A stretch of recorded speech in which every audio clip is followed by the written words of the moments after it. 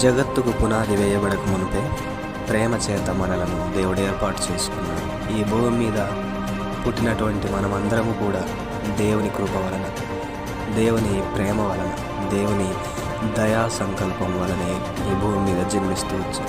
ఈ భూమి మీద ఉన్నటువంటి ప్రతి ఒక్కరికి కూడా ఆయన పనిని నియమిస్తూ వచ్చాడు. అందుకే మనం ఇంకా సజీవుల లెక్కలో ఈ భూమి మీద బ్రతకగలుగుతున్నాం. కాబట్టి ఈ భూమి మీద మనం బ్రతుకునిచ్చినటువంటి దేవుని కోసం జీవించున్నంతకాలం కూడా ఆయన కోసం బ్రతకాలని, ఆయన యొక్క పనుల కోసం బ్రతకాలని, ఆయన యొక్క రాజసువార్తను ప్రకటించాలని, ఆయన యొక్క పనిని ముగించి మనం ఈ భూమి నుంచి వెళ్ళిపోవాలనేది దేవుని యొక్క కోరిక.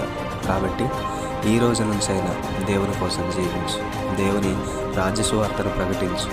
ఆయన పని చేసి ఒకరోజు పరలోకానికి వెళ్ళినప్పుడు ఆయనకు లెక్క అప్పగించు.